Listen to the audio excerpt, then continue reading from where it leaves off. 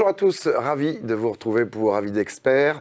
Après les experts Manhattan et les experts Miami, eh bien les experts iNews Expérience Client. Marie Mallet, bonjour. Bonjour Alexandre. Ralph Ababou, ravi de vous retrouver. Bonjour également. Alors Marie, je rappelle, vous êtes experte en design de marque et d'expérience et fondatrice de l'agence Move. Oui, c'est ça. Et face à vous, Ralph Ababou, auteur, conférencier, DG de PBRH Conseil et qu'on retrouve également sur iNews Expérience Client dans la magnifique émission Ababook. Ababook que je vous recommande vivement. Tous les livres qui comptent sur l'expérience client eh bien, sont présentés par Ralph. Alors aujourd'hui, on enquête sur un sujet extrêmement intéressant, c'est le S-commerce. C'est quoi donc le S-commerce?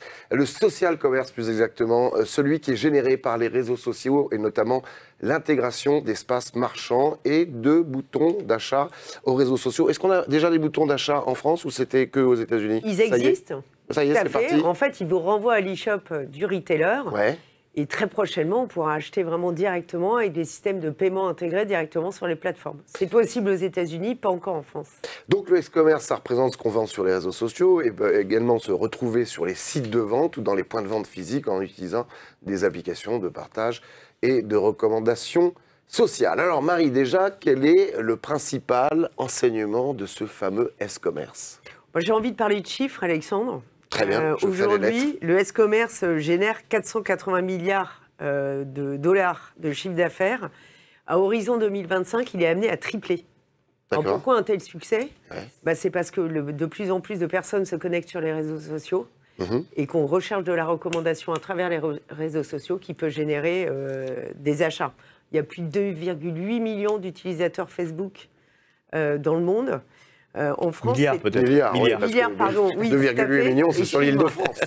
Et en France, on a 35 millions de personnes qui se connectent tous les jours sur les réseaux sociaux. Donc c'est quand même un formidable levier de business pour les marques. Donc elles ont tout intérêt à y travailler. Explosion du e-commerce donc. Tout à fait. Et puis une expérience en ligne en constante optimisation.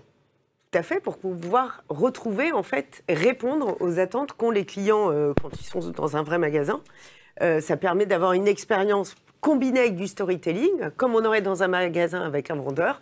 Et bien là, c'est un influenceur qui va vous faire le storytelling du produit et qui va pouvoir accroître l'engagement à la marque et derrière accroître le business par le déclenchement d'achat. Voilà, le maître mot, c'est la confiance. En fait, aujourd'hui, j'ai plus confiance en quelqu'un, soit que j'admire en tant qu'influenceur, soit quelqu'un qui est dans mes relations, pour m'influencer et me donner envie d'acheter plutôt que la pub. Et j'aime beaucoup cette phrase qui dit « Une Android, c'est de moins en moins ce qu'en dit la publicité, de plus en plus ce qu'en disent les clients. » Je serais plus influencé par ce que je poste sur mes réseaux sociaux. Voilà, et bah oui, parce que en fait, la publicité traditionnelle qui veut toucher tout le monde ne touche plus personne, alors que là, c'est plus intime. En plus, ça arrive sur mon mobile, qui est les médias par excellence de l'intimité, donc c'est très puissant. Et on le voit bien avec le... Bien évidemment, des exemples en images d'ici quelques instants. Bien entendu. On a aussi, Marie, un succès grandissant grâce à 3 phénomènes. Alors oui, notamment le premier, c'est la dimension personnelle, dont parlait Ralph. Tout le storytelling qui va être raconté par l'influenceur, ça va permettre de créer de l'émotion, créer une dimension personnelle. Il y a évidemment la transparence, parce que quand vous allez entendre parler d'un produit sur Facebook ou sur Instagram, eh ben vous aurez directement accès aux commentaires de clients qui l'ont utilisé, testé, aux notes, etc. Donc ça, positif ou négatif. Exactement. Bien Donc ça peut contribuer à déclencher un achat directement.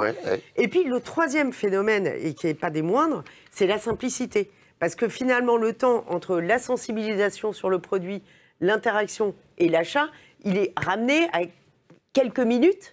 Et du coup, ça estompe complètement, finalement, la dernière partie qui est l'achat.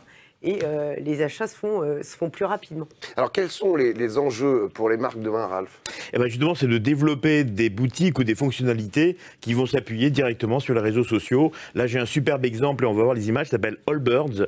Ça nous vient de Nouvelle-Zélande, ça a été créé par Tim Brown, un ancien joueur de football, qui se demandait pourquoi la laine mérinos, qui est un super produit, n'était pas appliquée dans le monde de la chaussure. Et grâce à un autre ingénieur qui s'appelle... D'autant plus qu'il y a beaucoup de moutons en Nouvelle-Zélande. Voilà, c'est le pays du mouton, exactement, et des rugbymen rugbyman quand même. Enfin, ça, c'est un autre sujet. Et donc, il s'associe avec Joyce Bellinger, qui est un ingénieur et qui arrive à créer cette chaussure, qui, c'est vrai, esthétiquement n'a pas l'air extraordinaire. Un bon designer. Voilà. Quand même, hein. Mais en attendant, paraît-il, c'est des chaussures absolument confortables.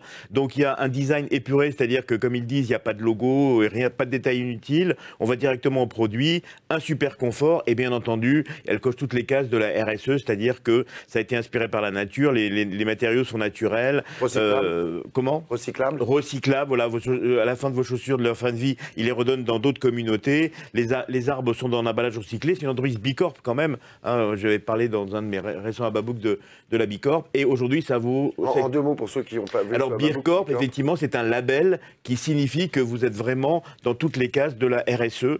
Et un label qui, vous avez 200 questions pour y répondre et c'est une certification. Aujourd'hui en France, il n'y a pas énormément d'entreprises, mais c'est en train de se développer. Et là, quand vous avez une Bicorp, il y a également le volet nature, le volet social. Enfin, elle cache vraiment toutes les causes, toutes les cases par rapport à ça. Et évidemment, ils ont des ambassadeurs sociaux qui promeuvent la marque via TikTok, YouTube et Instagram. Et juste, des points clés qu'ils disent, investissez le marketing de bouche à oreille pour faire parler de vous, recueillez les commentaires des médias sociaux et utilisez pour améliorer vos produits. Donc, ils sont en permanence en train de recueillir les avis de leurs clients. Et le dernier point, c'est n'offrez pas de rabais. Donc voilà, l'idée, c'est pas de discount. On a un produit qui coche toutes les cases, donc pas besoin de faire des rabais. Et en quoi ils ont eu du succès sur les réseaux sociaux, en fait? Parce qu'ils ont fait travailler beaucoup d'influenceurs et ils ont eu beaucoup de clients qui ont parlé d'eux, en fait. Donc vraiment, c'est ce bouche à oreille et cette recommandation par leurs clients. Et à la base, ils étaient que sur Internet, en fait. Bon, maintenant, ils ont développé des boutiques. Maintenant, il y a d'autres choses que des chaussures. Il y a également des vêtements, hommes, femmes, etc. Boutique donc physique. Boutique physique, tout à fait. Oui, aux États-Unis. Aux États-Unis, enfin en Nouvelle-Zélande, aux États-Unis. Et ça va venir bientôt en Europe. Bon, très bien. On va pouvoir aussi cibler des nouvelles communautés. C'est le cas avec la marque de cosmétiques française Caudalie, la famille Catiard, également viticulteur avec le très bon château Smith-Lafitte, à voir avec modération. Marie, alors, l'exemple de cette marque française. Dans cette idée, effectivement, ce qu'il y a à faire pour les marques, hein, donc créer des boutiques comme Allbirds, mais il y a aussi à les cibler effectivement d'autres audiences. C'est le cas de Caudalie, qui était peut-être en déficit de jeunes clients. Oui, à cause des anti-âges, voilà, avec les trucs de la vigne, etc. Alors, c'est pas qu'une question de produit, parce que quand on parle d'un démaquillant, quand on parle d'un nettoyant, c'est pas forcément destiné à une population qui va utiliser des anti-âges. Ce qui est intéressant, anti-âge, ok, d'accord. Oui. Ce qui est intéressant, c'est qu'ils se sont développés du coup sur TikTok. Bon, pour la petite histoire, il faut savoir que la génération X est plutôt Facebook, la génération Y est plutôt Instagram et la génération Z, TikTok. Les plus jeunes, sont sur TikTok. Pour rappeler, génération X, c'est grosso modo 42 ans et plus. Génération Millennium, c'est Y, 26, 40 à peu près. Et puis, Z, 97-2010. Voilà. Donc, vraiment les super digital natives.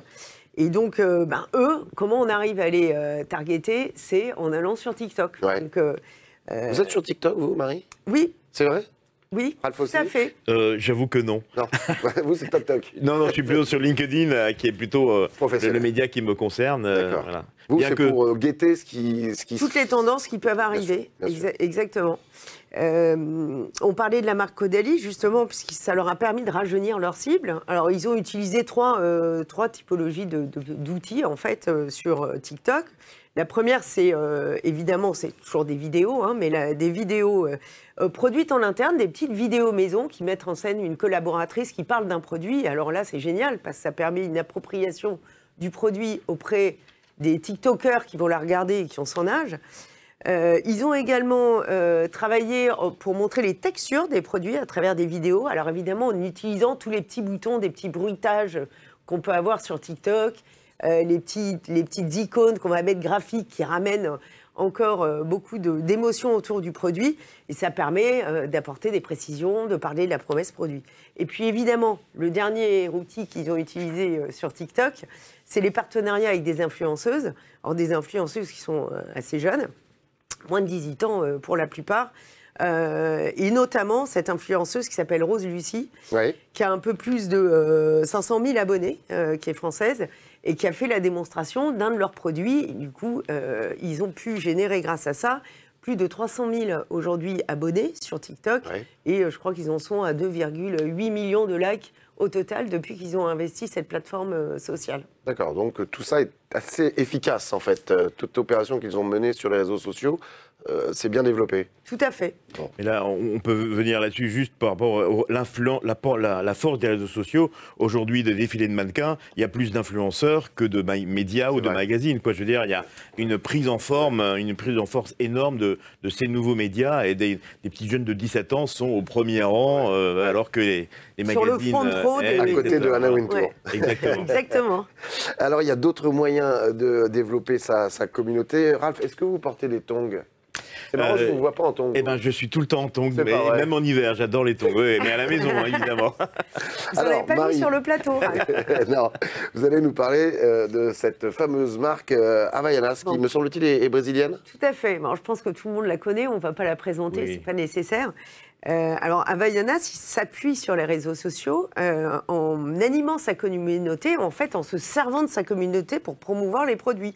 Alors, ce qu'ils font, c'est qu'ils lancent des petits challenges. Oui, de façon originale. De façon assez originale, hyper ludique. Décalée. Et ça permet d'engager les gens. Et puis, quoi de mieux de promouvoir ces produits à travers sa communauté, c'est génial. Donc, le premier, c'était le Flip Flop Challenge, qui consistait à customiser des tongs. Donc après, décorer ses tongs. Décorer ses tongs, les customiser. C'est-à-dire que je vais y rajouter, je vais coller des petits diamants, les peindre, rajouter une petite perle, ou des petites perles, des petits diamants, des petits strass, qui vont me permettre d'avoir vraiment une chaussure complètement personnalisée. Ça fonctionne bien. Il faut savoir que les influenceurs qui ont développé leur petit film l'ont ensuite posté, en utilisant évidemment le hashtag FlipFlop Challenge, qui permet du coup de ramener des contenus quasiment naturellement. C'est plus des contenus produits par la marque. Et gratuitement. Et gratuitement. Et qui fonctionne évidemment très très bien parce que le produit est en situation, il y a de l'émotion derrière et du coup ça donne envie d'acheter. Il faut savoir que c'est beaucoup plus facile d'acquérir des clients via ces réseaux-là, puisqu'il y a de l'émotion, on parle à ses pairs finalement, que d'acquérir des clients quand on a un commerce physique. Faire venir quelqu'un en magasin, ça peut être de la pub TV, etc. Donc, ce n'est pas tout à fait les mêmes coûts. Est-ce qu'il y avait quelque chose à gagner dans ce challenge, par exemple ? Est-ce qu'on attire aussi le chaland ? Potentiellement, on peut faire gagner des chaussures, ça existe, il y a d'autres marques qui l'ont fait, je n'ai pas d'exemple en tête comme ça, mais complètement. Et du coup, ça encourage les influenceurs à participer, à poster et à produire du contenu. Donc, c'est tout bénéfice... c'est du win-win de tous les côtés. Et c'est toujours la même idée, c'est quand on ne vend pas qu'on vend le mieux. On voit le produit, mais on ne le vend pas, et c'est le client qui achète. Il est mis en avant par des clients. Par les clients eux-mêmes, voilà, exactement. Alors Ralph, depuis la première émission, on sait que vous n'avez ni chien ni chat, mais ça ne vous empêche pas de vous intéresser à nos petits amis, en l'occurrence, avec une marque qui s'appelle Viva Dogs. Alors oui, voilà, je ne sais pas pourquoi tous les exemples de chiens et de chats retombent sur moi, mais c'est comme ça. Viva Dogs, alors c'est un service d'abonnement mensuel où vous recevez une box avec chaque fois des jouets pour votre animal de compagnie, des snacks 100% naturels et un accessoire ou un shampoing. Et donc cette société a un site internet bien entendu et il demande aux gens qui sont clients ou pas clients de mettre les photos de leur animal favori, en situation ou pas, sur un wall, sur un mur social. Et donc vous avez des photos, alors il n'y en a pas qui portent des Havaianas, mais peut-être que ça viendra un jour, mais dans tous les cas, on a des photos, ils se marient avec leurs chiens, etc. Et l'idée, c'est qu'on fait partie de la famille Viva Dogs. Donc c'est pareil, on ne vend pas, mais on donne envie d'acheter. Et j'ai retenu dans les 5 raisons de faire partie de la famille, bien sûr, la box thématique, les produits sont de qualité, naturels, etc. Et puis en plus, ils s'engagent à aider les protecteurs des animaux, grâce à l'argent qu'ils vont collecter, pour dire, tout le monde n'est pas comme vous à faire prendre soin de votre chien. D'autres le font, sont moins bienveillants par rapport à leur animal, et donc on va participer. Donc c'est pareil, on crée une relation sociale, on va sur les réseaux sociaux et on demande à la famille Viva Dogs de s'engager, client ou pas client. On peut dire que c'est une façon de faire au poil. Ah oui, tout à fait. Parce que même si vous n'êtes pas connecté, ce qui est intéressant dans l'exemple de Ralph, c'est que si vous n'êtes pas connecté sur le compte Instagram de Viva Dog, par exemple, quand vous allez aller sur leur site web, pour vous abonner, vous allez tomber sur leur social wall, c'est comme ça qu'on appelle ça, qui reprend toutes les images qui ont pu être récoltées sur Instagram, sur Facebook, et qui sont des avis clients, des mises en situation des produits, et qui vont vous donner envie d'acheter. Oui, tout à fait. On voit une box qui est ouverte. Enfin, on voit l'animal et le produit à côté, mais c'est très fin, c'est très, très subtil. Et très efficace. Et puis, une marque super que j'ai découvert grâce à vous, Marie, et en préparant cette émission, Asphalt, aussi bien une marque pour hommes que pour femmes. Alors, pour femmes, depuis récemment, c'est génial. C'est une marque que je suis depuis sa création. Marque française. Marque française, qui coche d'ailleurs toutes les cases du RSE. Une marque très successful. On a plus de 500 000 personnes qui se connectent sur leur boutique en ligne chaque mois. Ils ont un chiffre d'affaires qui a atteint les 25 millions d'euros en quelques années. Je crois il date de 2016. Alors, comment est-ce qu'ils fonctionnent? Eux, ils animent leur communauté, ils s'appuient complètement sur leur communauté. Ils co-créent même avec la communauté. Ils vont d'abord demander à leur communauté ce qu'ils veulent comme produit. Et là, ils écoutent leurs clients qui leur disent, via les réseaux sociaux évidemment, j'aimerais bien un pull, j'aimerais bien que vous étudiez une veste, j'aimerais bien, etc.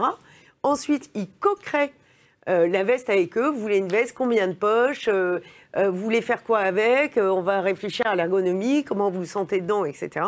Ce qui permet de générer des commandes. Tout fonctionne en précommande, ce qui permet de financer en fait leur production. Ensuite, pendant toute la production, ils produisent des contenus sur la fabrication du produit, quelle couture ils mettent sur leurs chaussures pour les coutures Goodyear, par exemple. Oui, il faut préciser que les gens attendent leur commande 2 à 3 mois, en fait. Hein. Oui. Donc, je suis pas prêt d'avoir mon blouson, moi, alors. Si, pour l'été, mais pas pour l'hiver. Ils vont vous faire patienter en vous apportant beaucoup de contenu sur la façon dont est fabriqué votre blouson. Et là, vous allez vous dire, il va être génial, mon blouson. Il mérite d'être attendu, finalement. Est-ce que ça veut dire que finalement, ils n'ont pas de stock et qu'ils créent au fur et à mesure? Exact. Et c'est pour pas faire de gaspillage. C'est ce qu'on appelle le slow shopping, en fait. Voilà. Ils vont fabriquer exactement ce que les gens veulent pour pas gaspiller de la matière. Mais du coup, le consommateur, effectivement, comme le dit Marie, il patiente et on le fait patienter. Et le moment où il arrive, enfin, au bout de 3 mois, son pull, il est super heureux, il le déballe. On est vraiment dans le slow shopping, en fait. Vu qu'il n'y a pas de boutique, on peut renvoyer facilement si c'est pas la bonne taille. Je l'ai déjà fait, il n'y a aucun souci. Aucun souci. Et en plus, ils ont un très joli site, des très belles vidéos pour mettre les produits en avant, effectivement, sur femme ou modèle homme. Et on voit vraiment tout en détail, donc c'est assez chouette. Ouais, très bien. Alors, le S-Commerce permet également, Marie, de remettre le vendeur au cœur du shopping. Et ça, c'est important. Complètement. On pourrait imaginer que le fait de faire son shopping sur Internet annule complètement la dimension humaine, mais ce n'est pas le cas. Ouais. Les marques l'ont bien compris, puisqu'elles se servent finalement des vendeurs, notamment pour faire du live shopping. Ralph va nous en parler, je crois que tu avais un bon exemple. Le live shopping, c'est tout simple. C'est effectivement, on crée des vidéos en live, en direct. Ouais. Les consommateurs peuvent intervenir en direct. Ouais. Après, bien sûr, c'est sur YouTube, donc on peut faire des replays. Et par exemple, Decathlon a fait un live sur entretenir son vélo. Donc, ils vous disent, voilà, on est là en direct avec tous les techniciens, on va répondre à vos questions, on va vous montrer les choses. C'est très Décathlon, donc c'est simple, c'est didactique, hein, vous voyez, on n'est pas dans les fioritures. Ouais. Et donc, il y a une voix off qui relaie tous les commentaires des clients, des gens qui se connectent par rapport à tout ça. Et il y en a d'autres sur, par exemple, comment muscler ses triceps, ce que je peux vous recommander, d'ailleurs, cher Alexandre, bien régler ses fixations de ski et snowboard. Donc, c'est des vidéos thématiques sur YouTube, et c'est très efficace parce que derrière, c'est quand même, ça s'appelle ça le Decat Live, donc c'est la marque Decathlon qui est là. Mais à la limite, je pense que j'ai un vélo acheté ailleurs, je peux également regarder la vidéo. Bien sûr. Complètement. Alors, ce qui est intéressant, c'est que c'est le vendeur. Ils mettent en scène leur vendeur. Le vendeur devient finalement complètement acteur de la marque. Exactement. Et c'est des petites vidéos qui durent 10-15 minutes quand même. 10-15 minutes. Et le vendeur va aussi vous faire du placement produit. Alors là, on n'est plus au cinéma avec du placement produit comme on le connaissait auparavant. Là, c'est le vendeur qui va, au fur et à mesure de la démonstration qui fait comment entretenir son vélo, vous explique et vous montre les différents produits de Decathlon, évidemment, qu'il utilise. Oui, et il est en direct et en même temps, il y a les concepteurs des produits. Donc, c'est aussi des retours de clients qui peuvent dire « Mais là, le truc de la selle, il était mal fait. » Vous voyez, on est vraiment dans... Le client et l'entreprise sont complètement interconnectés. Et il n'y a plus d'un côté une entreprise qui sait et un consommateur qui gobe les produits. Quoi. On est vraiment... Tout est complètement intégré. C'est ça la grande force des réseaux sociaux, c'est l'interactivité, bien sûr. Je vais tester ce que vous me recommandez. Je serai à fond la forme. Est-ce que, vous qui êtes très chiffres, Marie, est-ce que c'est efficace, le live shopping ? Alors, on sait que ça permet de multiplier par 10 le taux de conversion. Moi, ce que je pense, c'est que tout simplement, comme le disait Ralph, quand j'ai posé une question sur le live en disant « Tiens, est-ce que ce produit il marcherait pour telle marque de vélo, par exemple ?» et qu'on me dit « Oui », bah là, j'ai envie de l'acheter assez rapidement. J'ai une réponse qui est immédiate, j'ai le contexte, j'ai de l'émotion à travers la dimension humaine. On va dire que ça favorise l'achat. Qu'est-ce qu'on peut faire comme conclusion, justement, sur cette nouvelle façon de... Moi, je dirais juste une chose. En pleine Coupe du Monde de football, Adidas lance une nouvelle gamme de baskets, non pas avec un footballeur, mais avec une jeune fille qui s'appelle Lena Situation, qui est une influenceuse à je ne sais combien de millions d'influenceurs, et elle a créé un modèle de basket spécifiquement là-dessus. Donc, à la limite, j'ai envie de dire, le footballeur n'est plus le mieux placé pour vendre des baskets, mais plutôt une jeune influenceuse qui a sa communauté. Marie? Oui, pour rebondir sur ce que dit Ralph, c'est que finalement, le consommateur aujourd'hui, il fait confiance à quelqu'un, et à quelqu'un qui lui ressemble. Ouais. Voire qu'il connaît. Qu'il connaît. Et moi, ça me fait penser au téléachat qu'on a connu avec Pierre Bellemare, un peu plus jeune, par exemple. Et finalement, le S-commerce, c'est un petit peu le téléachat 3.0. Et il y a une marque, il y a une entreprise qui l'a bien compris, c'est vrai que j'aime bien comme exemple. C'est une entreprise qui s'appelle IT Collection, qui, plutôt que d'aller développer une marque dans l'absolu, est allée voir des influenceuses qui avaient un univers autour d'elles, un style de vie assez facile à déployer sur des marques de mode. Elle est allée voir, par exemple, Laurie Tillman. Elle a développé une marque qui s'appelle Parisienne et alors, rien que pour elle, c'est sa marque à elle. D'accord. Et elles vont co-créer avec elle ce qui peut plaire à son audience. Et ensuite, Laurie Tillman va pouvoir faire des petits lives, présenter, faire des réels, présenter ses produits. Donc, il n'y a rien de mieux pour les faire acheter. Même exemple pour une autre influenceuse qui est Enadora, pour laquelle elles ont développé la marque Musier, ou encore Caroline Receveur avec la marque Rec. Donc ça, c'est super intéressant, parce qu'en plus, ces influenceuses développent les marques. Et puis le dernier point, sur lequel je voudrais insister, c'est que le social commerce permet vraiment de réduire le temps, finalement, d'achat. C'est-à-dire qu'on mise tout sur l'émotion plutôt que l'achat et la transaction à proprement parler. Et ça, il y a une société qui s'appelle Just, qui vient de lever 3 millions d'euros et qui permet en un clic d'acheter sur l'ensemble des sites. Donc vous n'avez plus besoin de vous inscrire sur chaque site de rentrer notre marchand, de rentrer votre nom et votre prénom. Ouais. Eux ont des partenariats avec les sites et vous avez fait vos démarches une fois sur leur plateforme en mettant même vos préférences de commande, de livraison, etc. Il n'y a plus qu'un clic. Just a click. En français? Oui. Très bien. Bon, écoutez, merci mille fois, Marie, Ralph. Merci. Merci Alexandre, merci Ralph. Très belle émission sur le S-Commerce. On se retrouve très vite pour un nouvel avis d'expert. En attendant, prenez soin de vous. Ciao.